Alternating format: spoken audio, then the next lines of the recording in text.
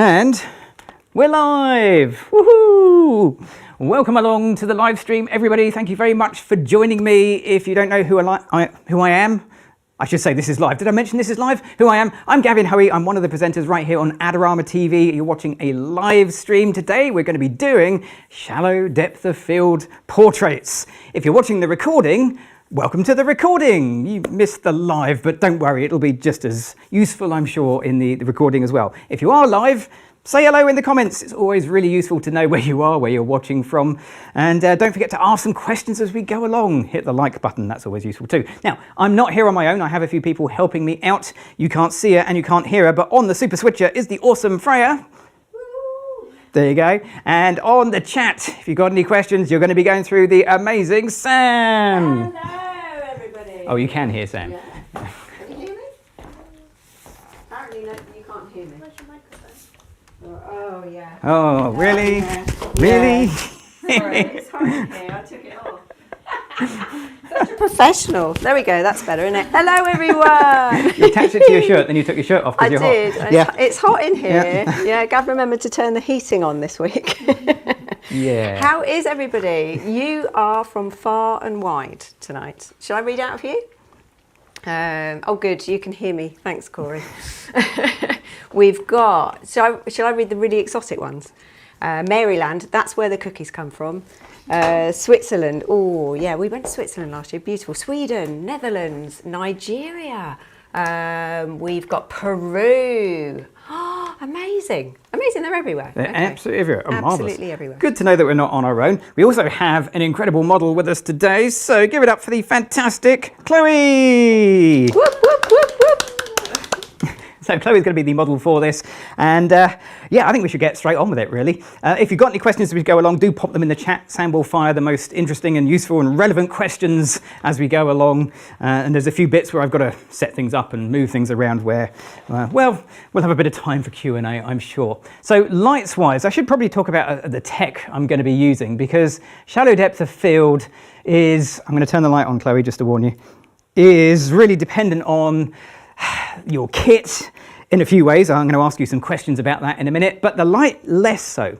In fact, we're going to use the LED continuous light for the first third of this session, and then I'm going to switch to flash, because one of the advantages of the LED lights is they're not the most bright lights compared to flash, but that's not going to matter because we're going to do stuff with a wide open aperture, so the two kind of balance themselves out. So LED or continuous light might just be the right light source for shallow depth of field portraits. That's kind of the idea I'm going with. Okay, so let's make sure all of this works. Now, before I do that, I've got to press some buttons and change a few things on screens. Here we go.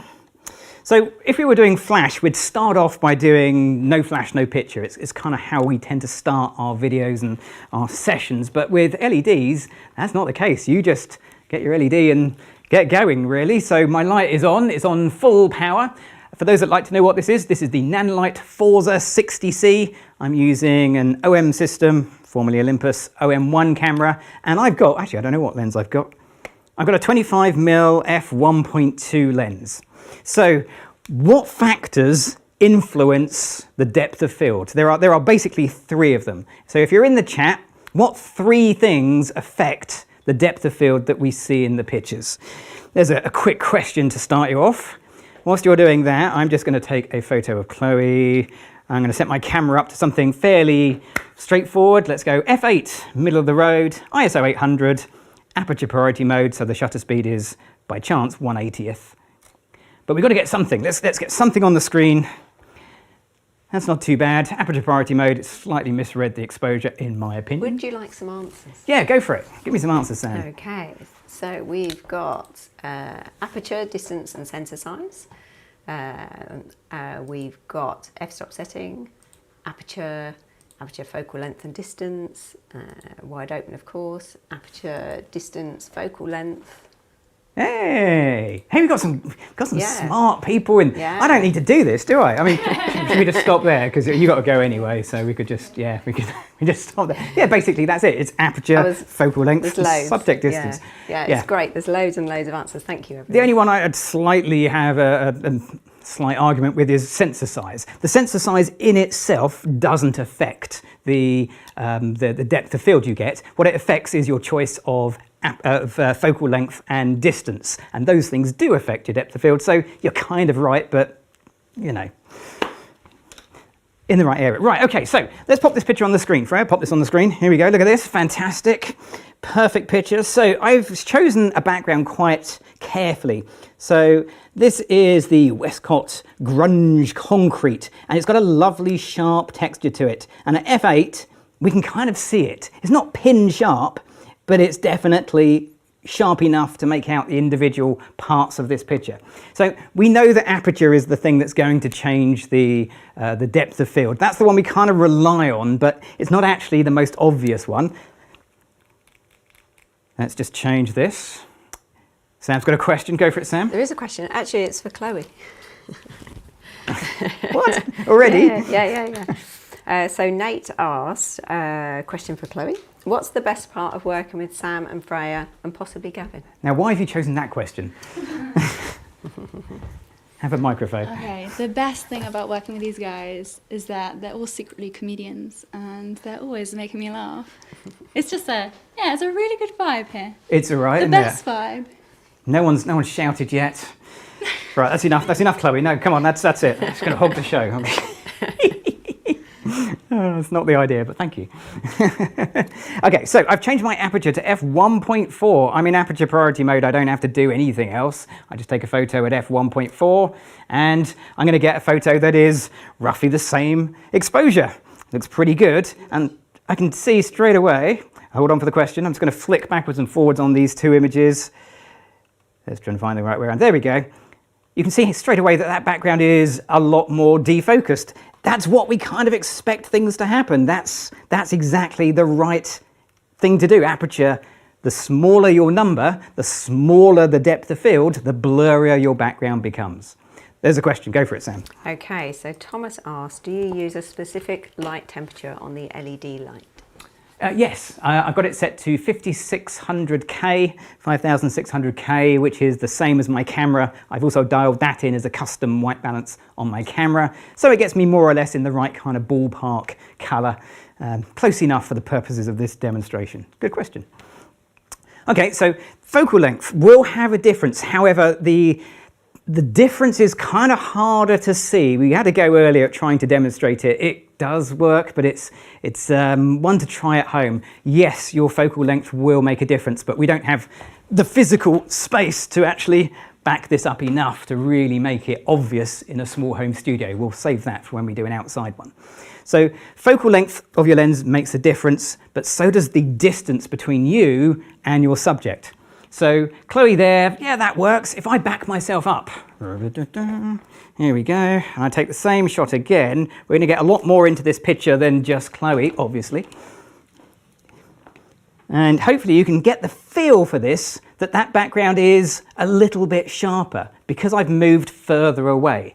Basically, the further away you go from something, the more depth of field you get. The closer you get to something, the reduction in depth of field becomes quite dramatic when you get closer and closer. Ask any macro photographer and they will tell you the depth of field is paper thin. So that has an impact, and you've got to bear those things in mind when you're taking pictures. And video, for example, the camera you're watching now has a 12mm lens and I'm working at f2.8. But the depth of field is loads because it is a wide-ish angle lens and it is a reasonable distance from you. But if I come in close, there we go, then Chloe is going to slightly blur out of focus. This is really hard to do. Okay, so it applies equally to video as well as stills. So that kind of works well, but when it comes to blur, there's more than just focal length, aperture, and the other one, distance. Why are you looking at me? Come on, Chloe, come on. You're supposed to memorize this. There's also how they interact with each other. So with that in mind, one of the easiest ways to get blur is not by using a background.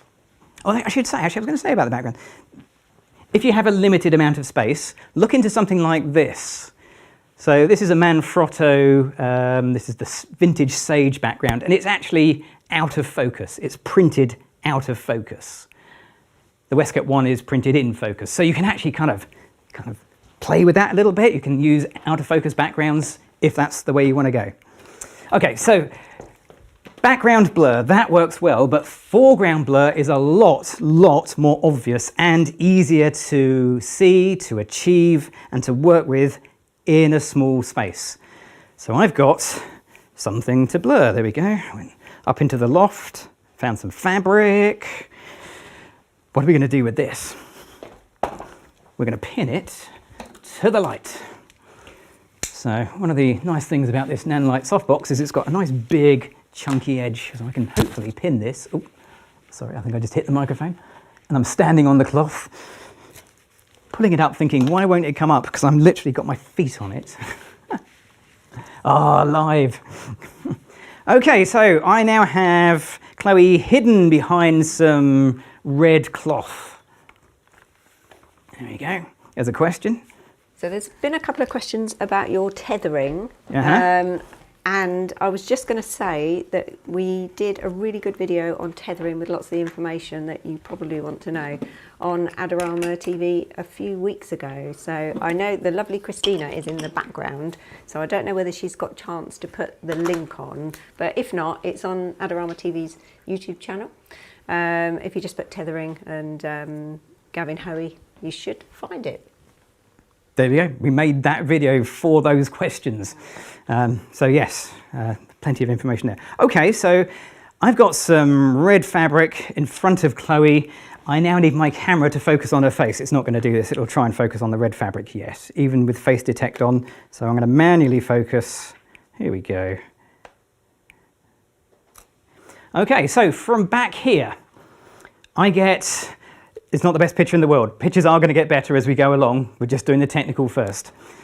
I get this, and as you can see, it's out of focus, but it's still very much there. You can see there's something in the shot here. Distance is a really strong way of making depth of field that you don't see by changing the aperture. Let me show you what I mean. If I come in closer, I'm actually going to get rid of the tripod. Much as I love tripods, just don't need it.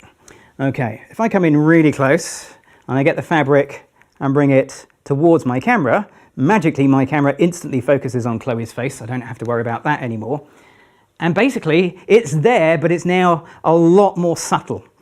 That is there, but it's more ethereal compared to when I was further away. Now it's not me so much as the distance between the foreground subject and the camera. By reducing the distance between the foreground and the camera, I'm increasing the amount of blur that I capture. I'm not increasing the blur, I'm just increasing what I capture. It's always there. So that's a really kind of useful thing to be aware of. Anything in front of you, you can blur out so much more than anything behind you. Go for it, Sam. Okay, so this one's probably a little bit more for Chloe, but it's... Oh, what? Another one? I've got to find it. Here we go. So this is Norbert asked, doesn't the LED light blind Chloe? That's pretty bright. That is a really good question. Not so much. It's okay. Just don't look directly into it. Don't look at the light. Which is what we'll be getting you to do very shortly. And then yes. a question for you, Gav. What are your thoughts on defocusing the background in post as compared to doing it naturally, allowing for a deeper plane of focus for the subject? Yeah, okay. If you can do it in camera, do it in camera. That's a given. Just Don? Okay, if you can do it in camera, that's what I go for. But there are times when sometimes that's not possible and you need to use a little bit of post-processing.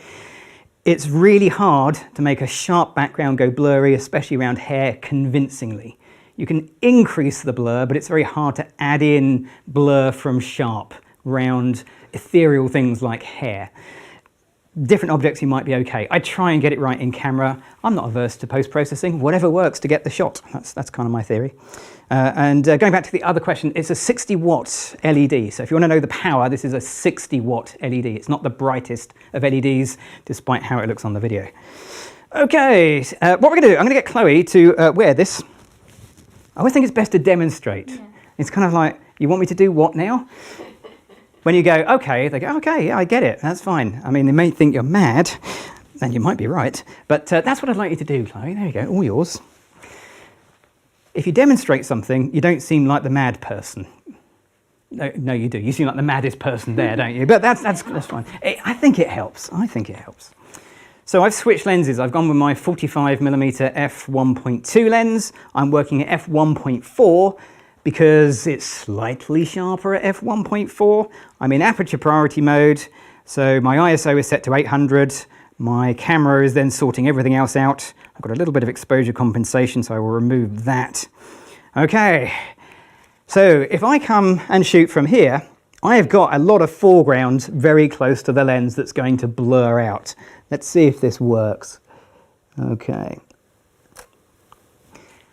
So we're looking for the foreground elements, and you can see how this works. We've got background, foreground, sharp in the plane of focus, and that foreground is very, very blurry.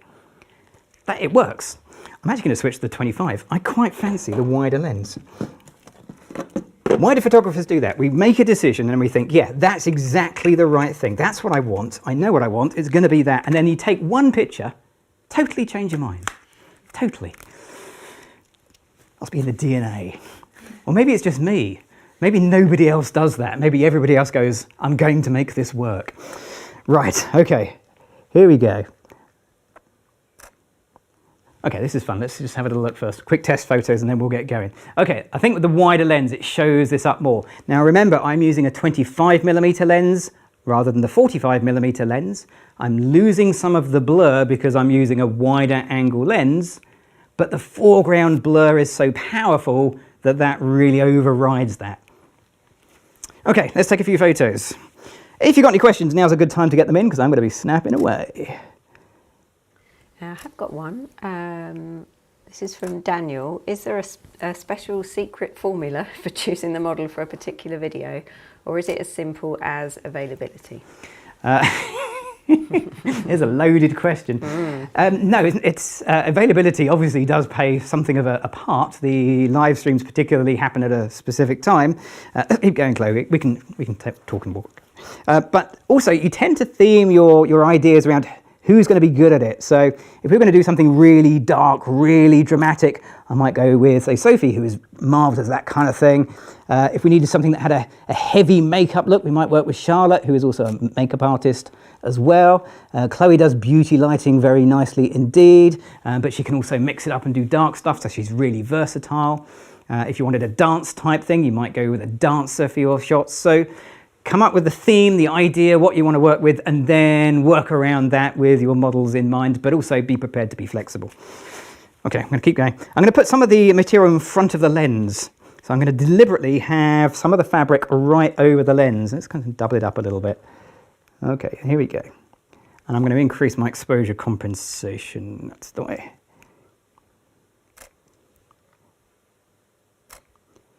Okay, I just realised I have a setting pressed on my button on my camera that's stopping me seeing what you're seeing. Another question? Yeah, keep going with the questions. That's great. So this is Joe's photography.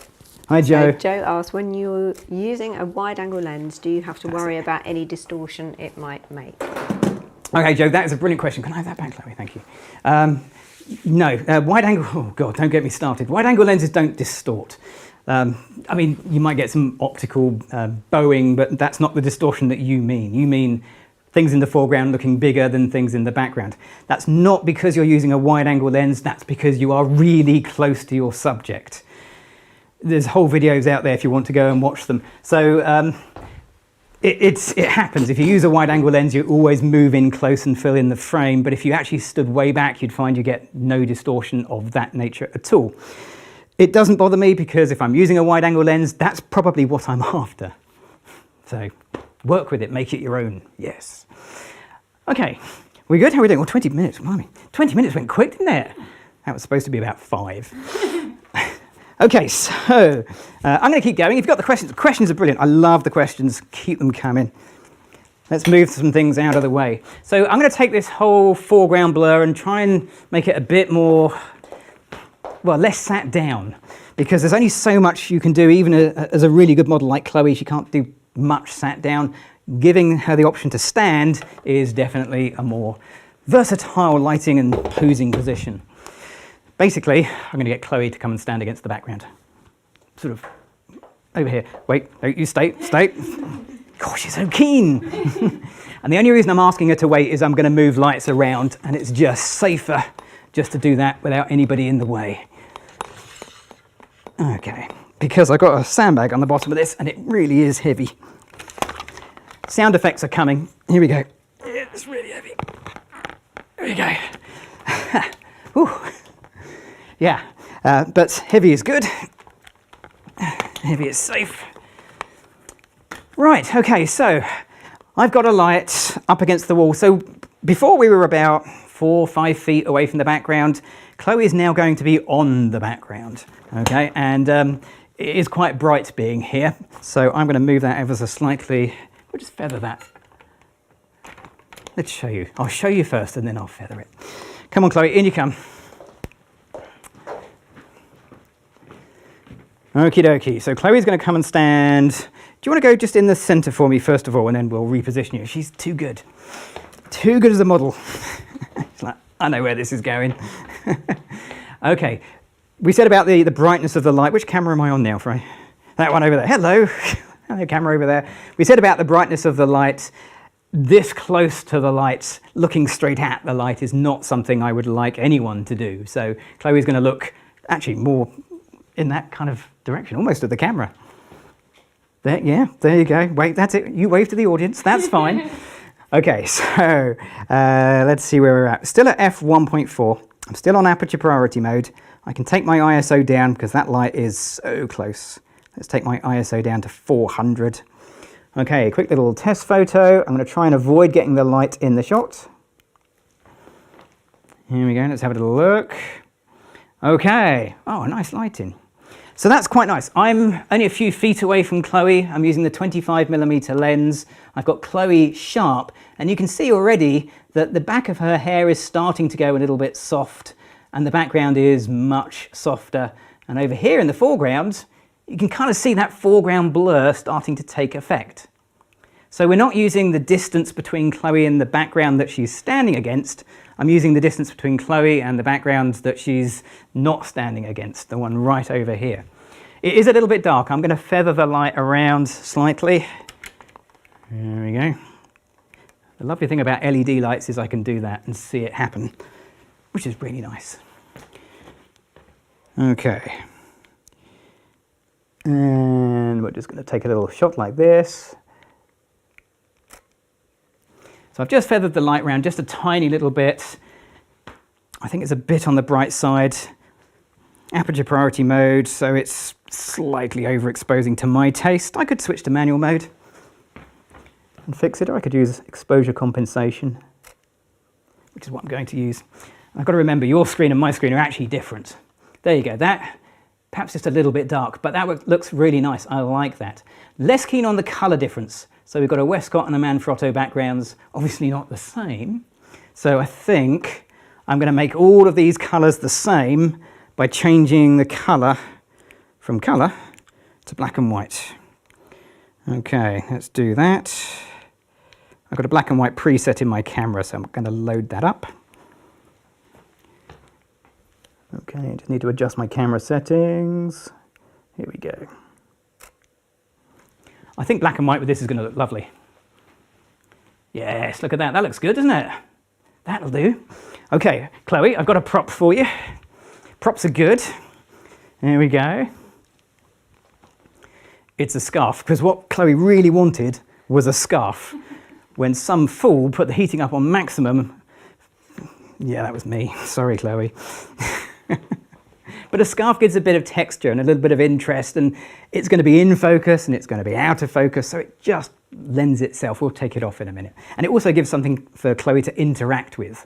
Always useful. Give your model something to do. Okay, so I'm going to try and keep the foreground in. I might go vertical for a few of these shots. Absolutely gorgeous. Lovely. You can do the super source. Hit the super source through. Oh, it almost works, doesn't it? It's kind of, should we just turn this camera around?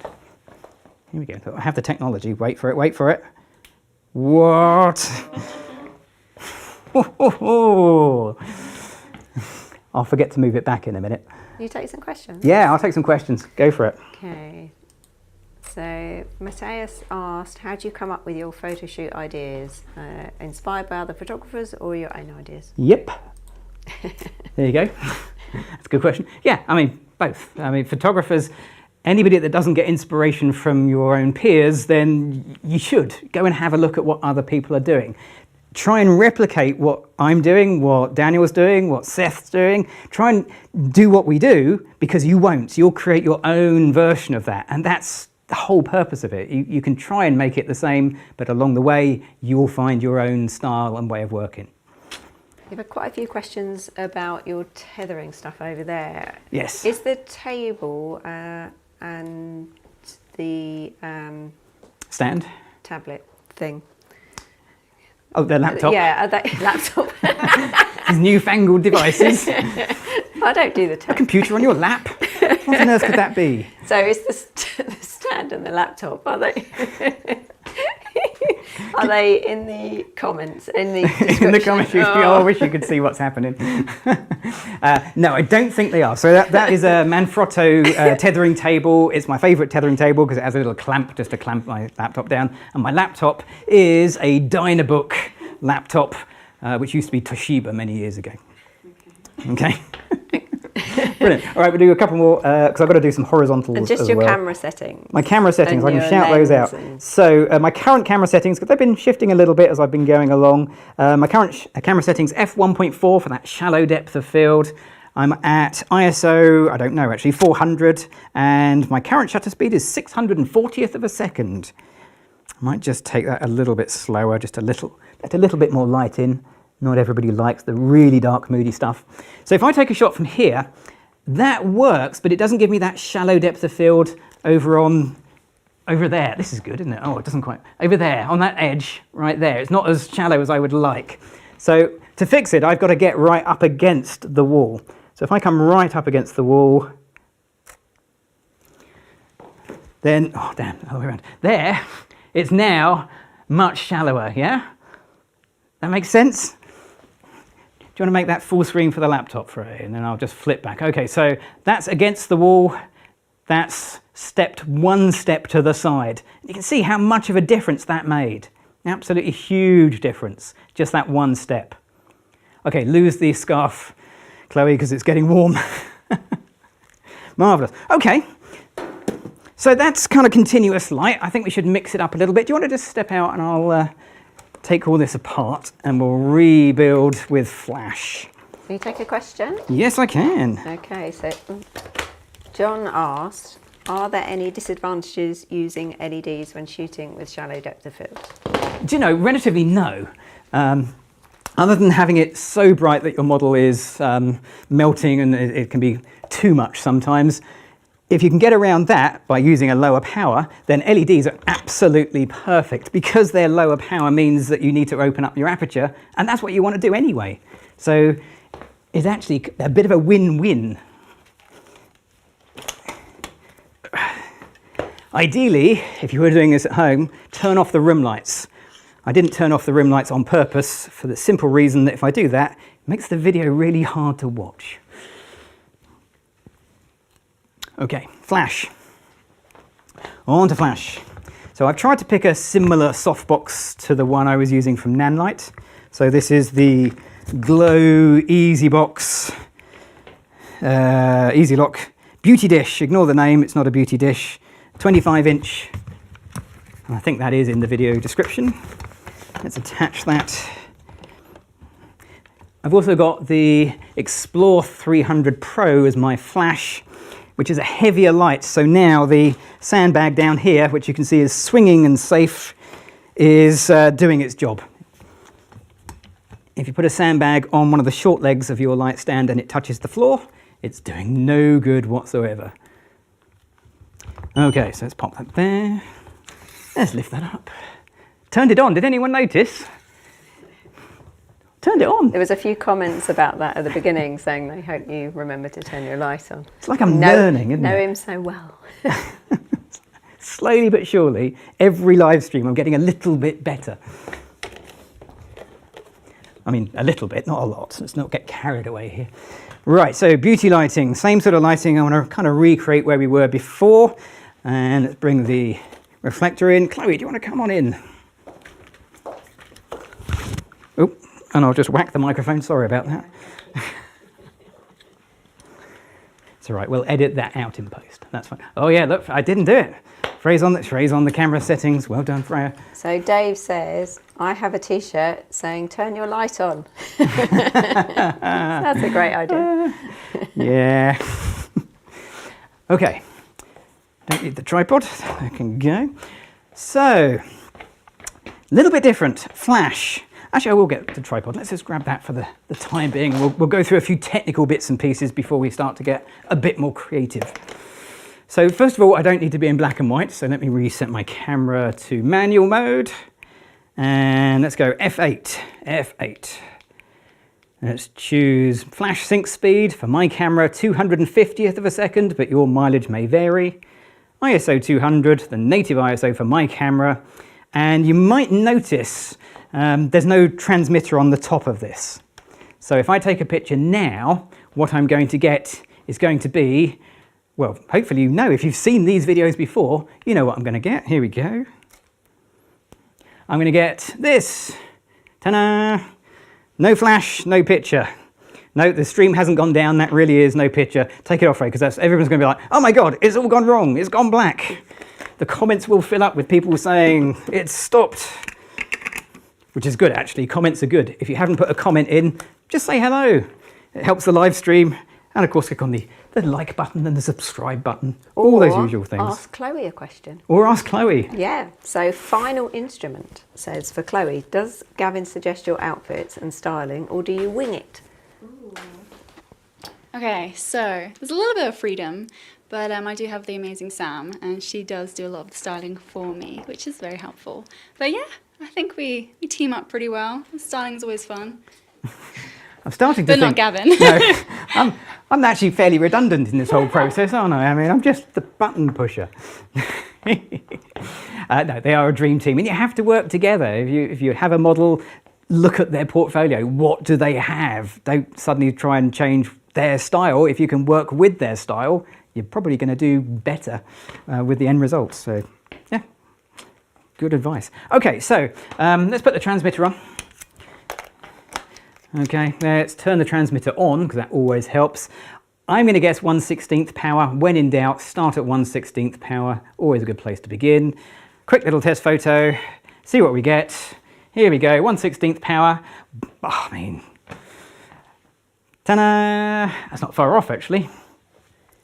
Is it in focus? Yes, it's in focus. Beautifully sharp. And the background is a little dark. So here's the thing. Previously, we had the room lights on. So the room lights were adding to the LED, because although the LED was bright, so were the room lights. The flash, however, is extremely bright. So we need a bit of help. And of course, you're going to know, you already know, I'm going to be using, there it is, it's back. The light strainer is the tool of choice for this particular job, So just lighting up the background. A couple of people have mentioned it, so it's backed by popular demand. By I popular think demand. We can say now. Yeah. Oh, there's been some movement on the light strainer over the last few months. You've missed it. The last 6 weeks have been amazing. So I know that we've started production in Germany on the light strainer. Well, I mean, I say we've started production. Someone's printed one on their 3D printer. Basically the same, isn't it? Pretty much the same thing.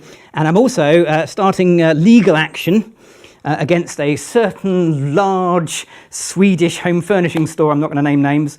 Somebody tipped me off. I'd like to thank the person who tipped me off, who went to their kitchen department and found they basically stolen my design and put it in the kitchen department. The cutlery department. Oh. I mean, yeah, I mean, I'm taking legal advice if that's the question.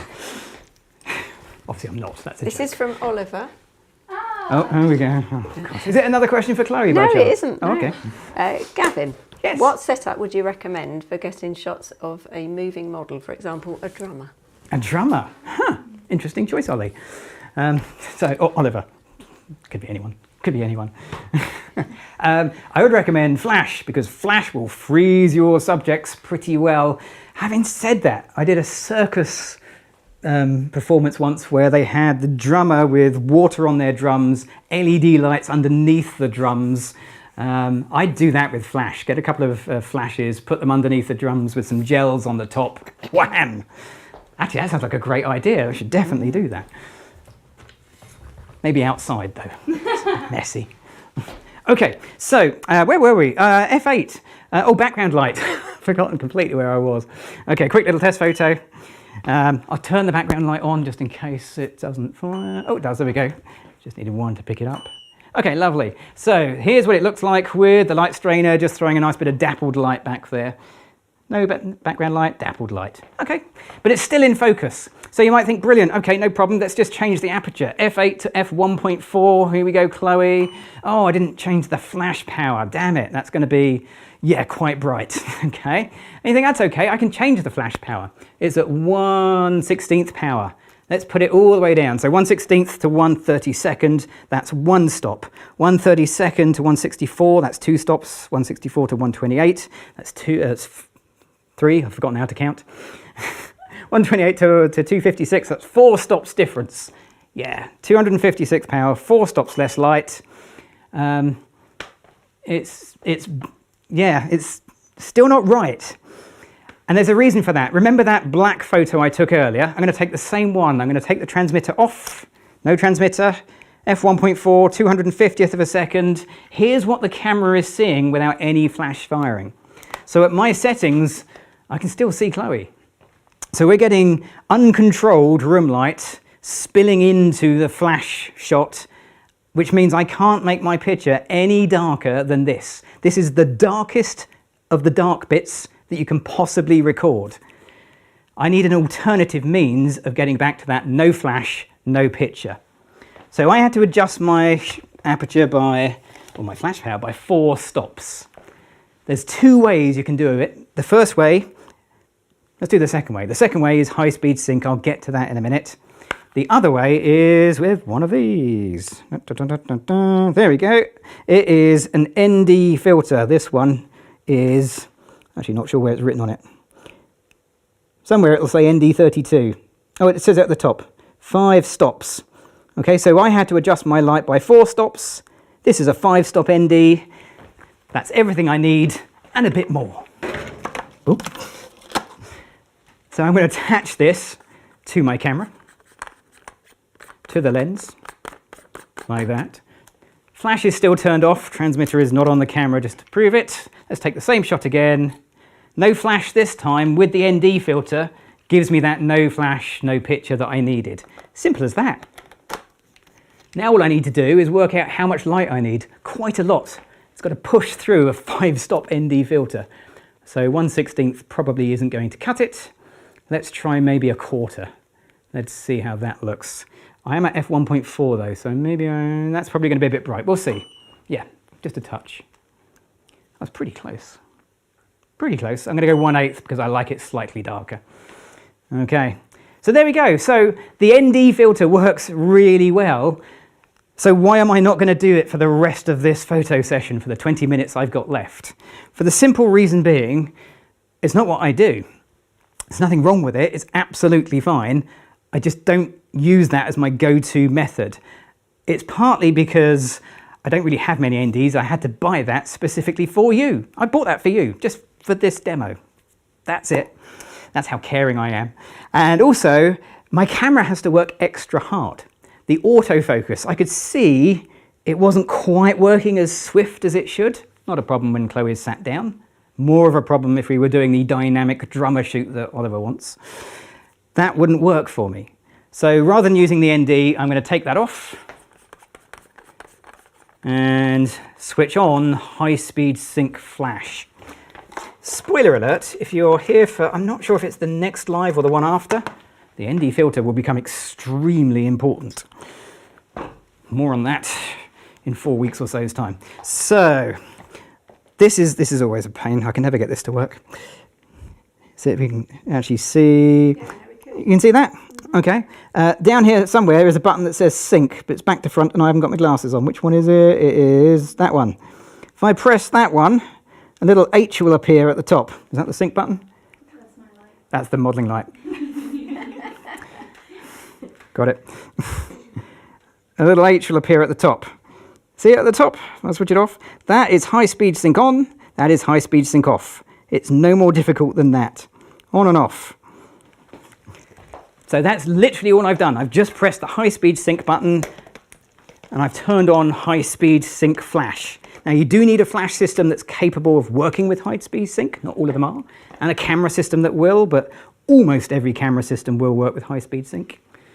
And it might be called FP flash, especially for your Nikon users out there. So let's just turn off the flash, take the transmitter off, and I'm going to dial in f1.4, 2,000th of a second, ISO 200, test photo, no flash gives me, over to the laptop, there we go, no flash, no photo, nailed it. Okay, so I need to be at 2,000th of a second.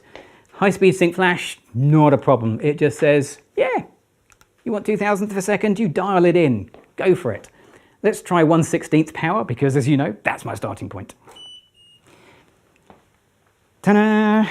And it works! There we go. Shallow depth of field. Nice and sharp on Chloe's eyes, blurry backgrounds, high-speed sync flash. Easy. You could do TTL flash if your camera and flash support that as well. So for me, that's just the easier way of going. So we have a bit of time left, not a lot. If you've got any questions, don't forget to get them in, because time is a-ticking. So Brian asked, do you ever use the ND filter setting in the OM1? Yes and no. That's for something different, Brian. So that is for long exposure, things like moving water, that kind of thing. It's an electronic thing rather than the mechanical flash thing. So you can't, mechanical shutter thing, sorry. So you can't use it with flash. It only works on landscapes effectively. I mean, you could use it with continuous light, I guess. There's a thought. Brian, that's okay, interesting. But yes, no, I haven't, for what you're thinking. Okay, I'm going to move that out of the way. This is one for Chloe. You're going to come back in, Chloe, anyway, so if you want to head in. What would you like for dinner? Oliver asked.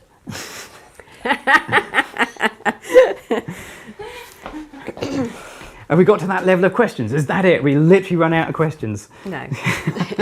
I just thought that she might like to hear what Ollie would like to cook her for dinner tonight. Just checking. Like...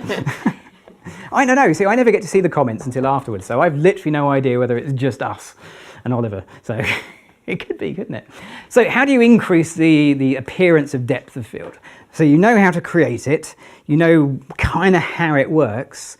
We know that foreground blur is really useful, and we'll return to that in a little bit. But what can we do from a portrait point of view to maximize the look of the depth of field? Well, if you're doing a head and shoulders portrait, which is what we're doing in here today, there's a fairly easy answer, and that's just ask Chloe to lean in. So if Chloe leans in, if you don't know what leaning in looks like, then the distance between her eyes, where I'm focusing, and her hair and her shoulders are all going to increase from square on to side on. You get more depth, which means you get more blur. That's the idea. So let's grab my camera, and I can emphasize that even further. Rather than taking a picture, well, let's take one at head height. Here we go. If I come and do one here.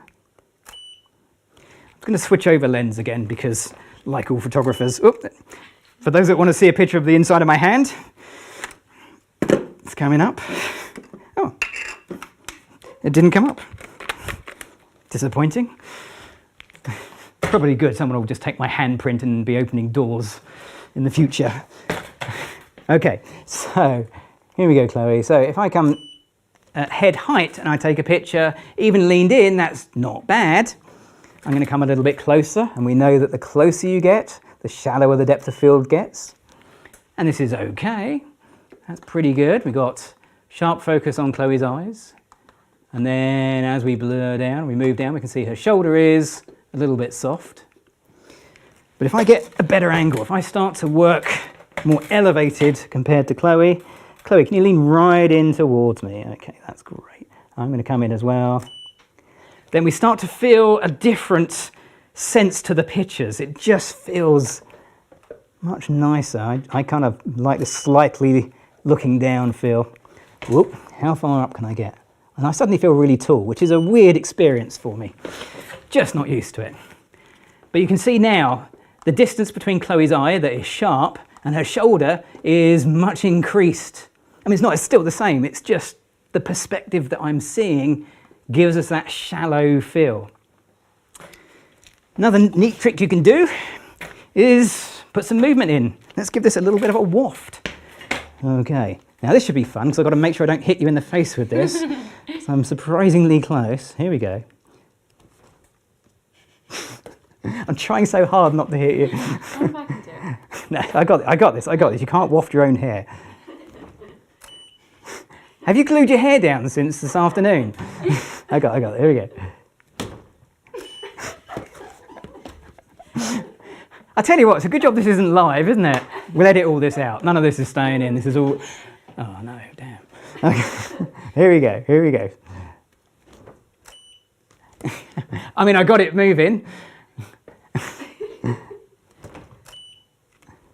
Basically, I'm just messing Chloe's hair up. Hey, I got it. There we go. Eventually, if you keep going, bang, woo! Perseverance. Pays off. I hope your eyes are in. I'm getting a good from Sam. Yes, I got her eyes in focus. Yes, look at that. So you got a question? Yeah, go for it. From Randy. Gavin, do you use the eye detect feature or are you confident enough to go without it? No, I definitely need the eye detect. Look, I'm over 50. I need the eye detect. Once you've had that, you never turn it off. It's kind of like, I want this all the time. So I have the face detect with the eye detect. I don't have a priority eye. I just let it do whichever is closer to the camera. There's no way I could do that. And that's a really good point because if you're trying to do really shallow depth of field and you're not using that feature, expect more failures than successes. Just the way it is. Okie dokie. Yeah, so let's get you out of the way, Chloe, because we've got one last one to do and 10 minutes to do it, which is optimistic. I like that.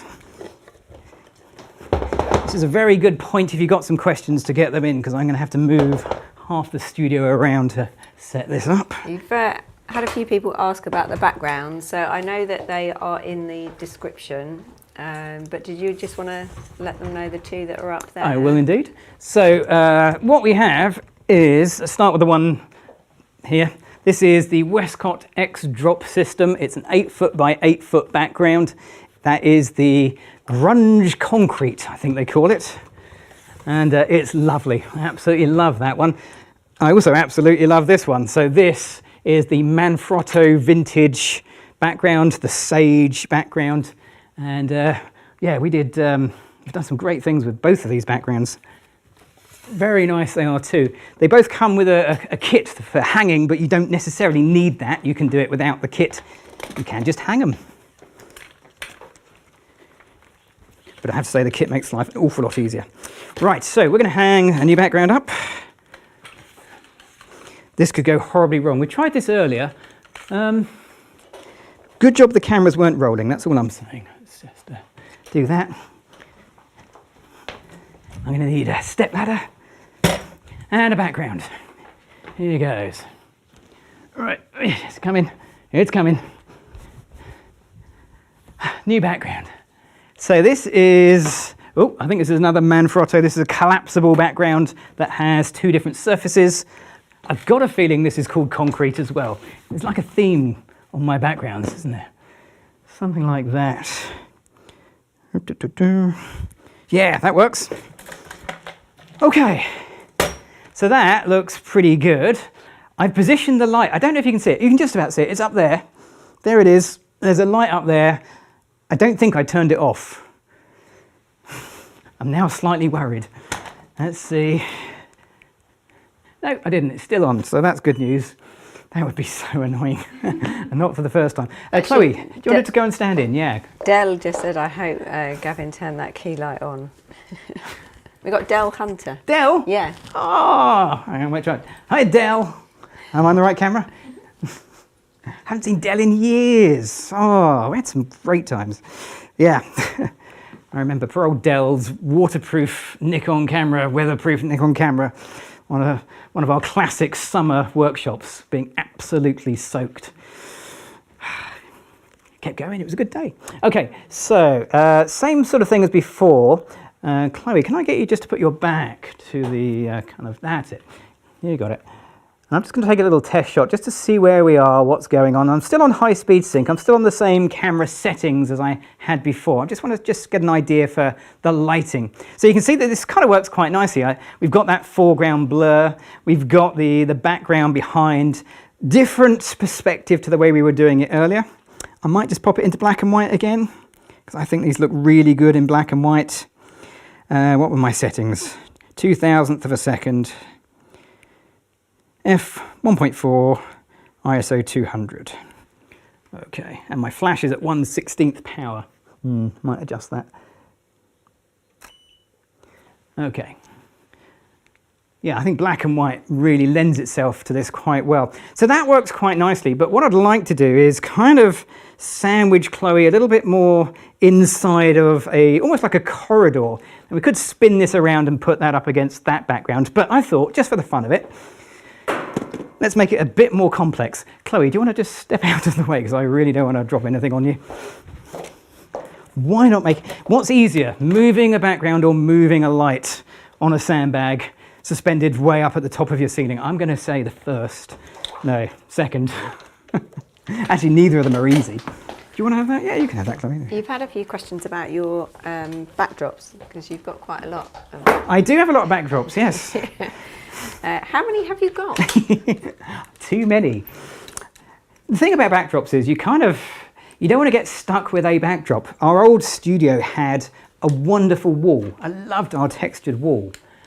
And then I hated it, like passionately hated it, because you just see the same thing over and over and over again. And although it was nice, it was the same.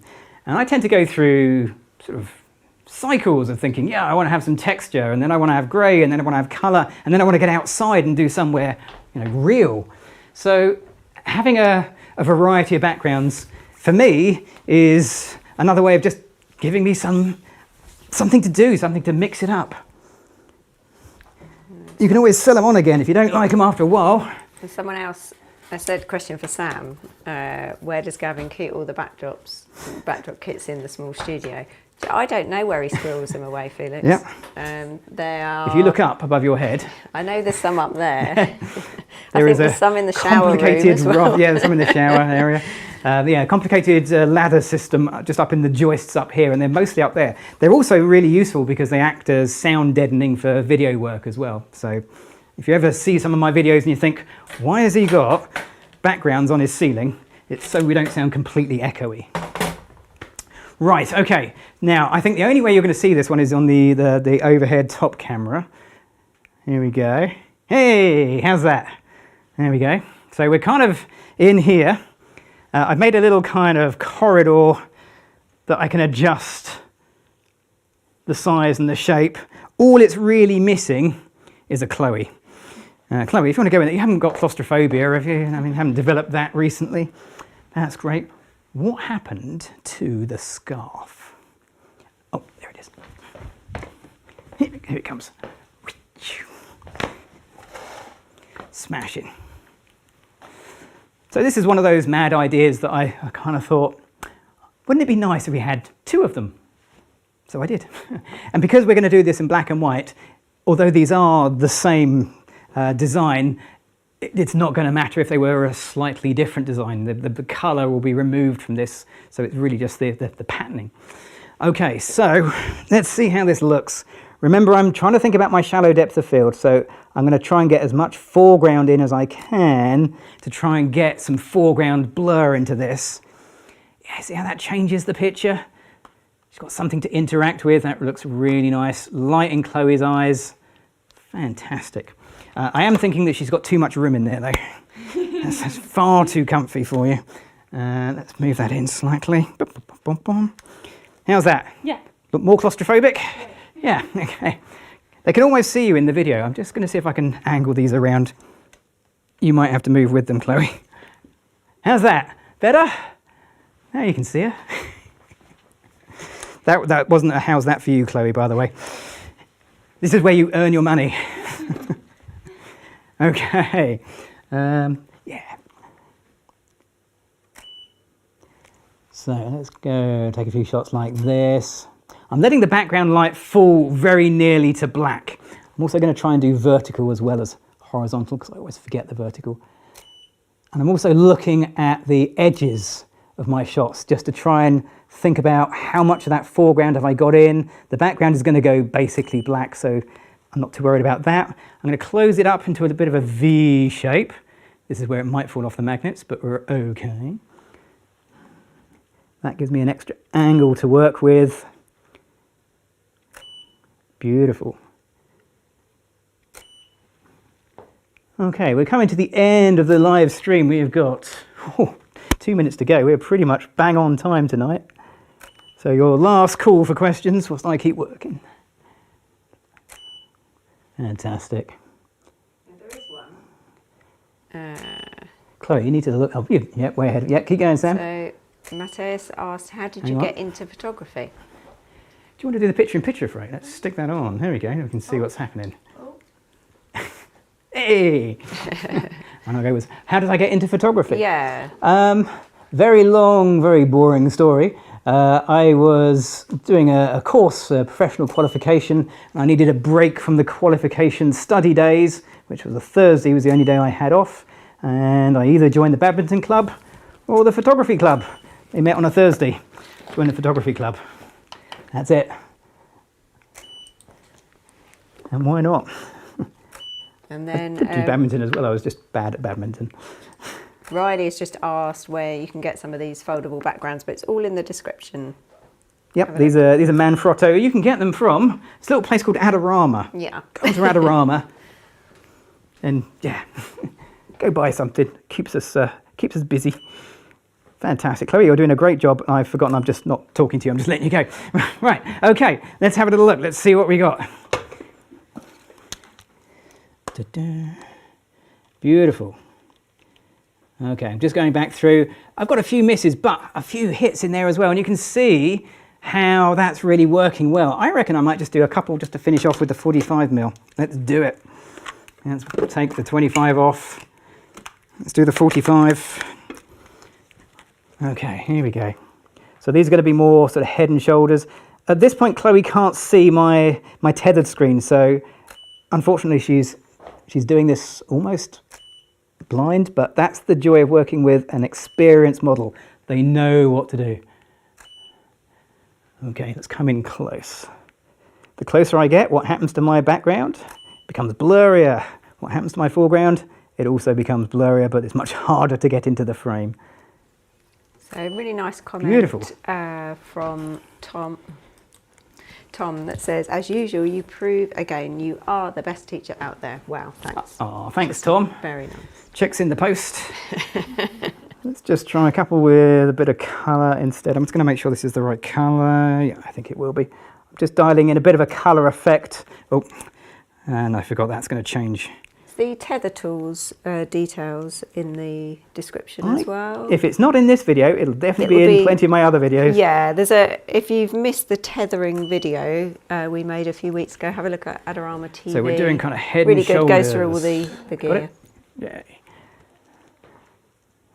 Oh, and please hit the like button. Yeah, like and subscribe. That'd be great. Okay, so I've just dialed in a more muted colour effect into the camera. Everything I'm doing is in RAW and JPEG, so I can change all of these in post, but it's always nice to have a bit of an idea of where you're heading. Thanks, Chloe, we'll stop there. A bit of an idea of where you're heading before you actually finish the shoot. It's always nice to see, yeah, I think these are going to be black and white. Let's see what they look like in black and white, even if at the end of the day you then switch them back to colour, because you can do that with RAW. That looks really good. Can we just go back to that last image, Ray? Marvellous. Let's go check it. So I used a longer lens at 45mm. You can see the shallow depth of field. The foreground eye is nice and sharp. We're already losing focus by the time we get to the other eye, and Chloe's hand is completely blurry, but there's a perfect example of both foreground blur, plane of focus, background blur. Spot on. So there you go. There is a whole bunch of different... Oh, you can come out, Chloe. That's fine. A whole bunch of different ideas of things to do using shallow depth of field, using both the techniques of the technical, the aperture and the focal length and your subject distance, but also the cosmetic, the having a foreground to blur out of focus and thinking, what can I bring into my foregrounds that's going to give me that sense of depth and 3 dimensions? Right, that brings us to the end of the live stream. If you've watched the recording of this, well done for making it this far. Don't forget to say hello in the comments if you've watched the recording, and I will go back and check the comments periodically if there's any questions. If you watch me live, thank you. The live people really make this worthwhile. The questions, I couldn't do it without the questions. It would be a lot shorter. So I'd like to thank Chloe for being an awesome model. Woo! Freya on the Super Switcher. Sam on the comments. Thank you everybody for commenting and answering each other's questions that we haven't had time to get to, and we hope to see you next time, which is the 27th of April. 4 weeks. 4 weeks time? I think so. It's about 4 weeks. It'll be up on Adorama, so if you're not subscribed and you'll get notifications of my live streams, Daniel's live streams, and of course the great content we've got from a great range of presenters right here on Adorama TV. Okay, I'm Gavin Hoey. Thanks for watching.